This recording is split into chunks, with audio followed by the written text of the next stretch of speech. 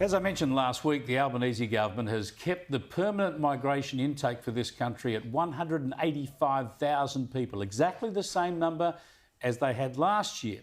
We'll wait and see what happens with net migration figures, but it certainly looks like Labor's told another porky, breaking their promise to cut immigration. Entrepreneur Dick Smith has campaigned against a big Australia for years. He joins me live in the studio. Good to talk to you again, Dick. Hi, Chris. Now, you know that 185,000 figure isn't the be-all and end-all number when it comes to our immigration intake, but it's certainly a high permanent migrant intake, and it suggests that if our net population movement is coming down a bit, it's not going down to really low levels. No, it's ridiculous. Look, at the present rate of growth that we've got, we're going to end up with 120 million people in Australia at the end of this century when our grandkids will still be alive. And not many people I talk to think 120 million is a sensible number for an arid country like Australia. The problem is there's no planning. Every Aussie family has a population plan. They don't have 20 kids. They decide how many kids can we give a good life to. Now, for 10 years now, have been working on the fact, why doesn't one of the political parties have a plan that says, here's a good number, let's work towards that? There's no plan. I want to come back to that plan, but even when you talk about the estimates, right, we've had various governments, both persuasions, talk about where they think the population's going, and it's exceeded those estimates. Always way out. And it's not been a baby boom that's exceeded those estimates. It's all been additional immigration. It's staggering immigration because, see, it's a great way of getting growth. Our capitalist, the system that I've benefited pretty well out of capitalism, requires perpetual growth.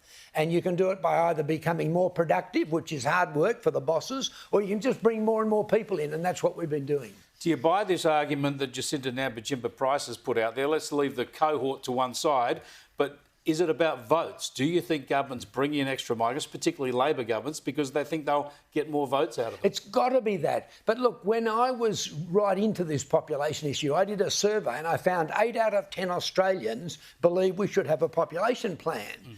But none of the parties have a population plan. You'd wonder why. And I remember asking Bob Brown, he was running the Greens at the time, and I said, Bob, why don't you? You're the Greens. You're supposed to be environmentalists. Why don't you have a population plan? And he actually, at the end, said, we'd be told we'd be racist if we did that, which is ridiculous. Most people I talk to are not racist, but they just believe we should have a plan so you can live in balance in the end. Well, this is the critical point, I think, and this is where I think your call makes so much sense, especially for the coalition who are in opposition, who are saying that immigration has run out of control and Labor's made a hash of it.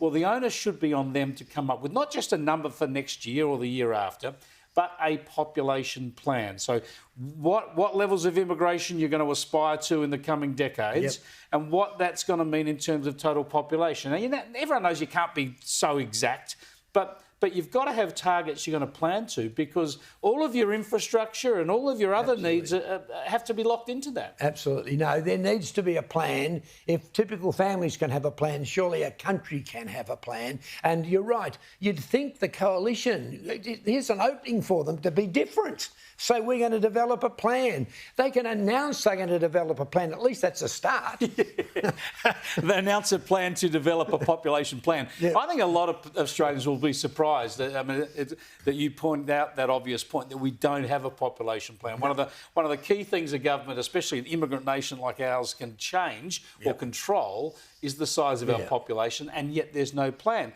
And apart from the infrastructure I talked about, it plays into the net zero debate that we hear about endlessly, especially from the left. It's all about net zero. Well, net zero is going to be a hell of a lot harder to get to.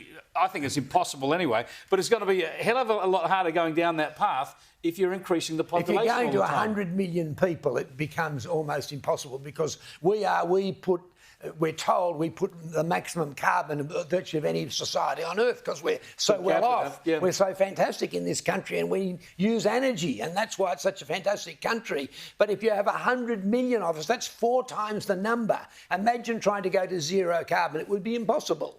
So one day we have to actually stabilise, and I just hope one of the political parties has a plan. I sure hope they do. Thanks for joining us, Dick. I appreciate it. Dick Smith there. Entrepreneur and environmentalist and businessman. I think his call is a strong one. I think the coalition needs to take it up. There's a point of difference. Actually have a population plan for this country. when you're trying to prosecute this immigration debate.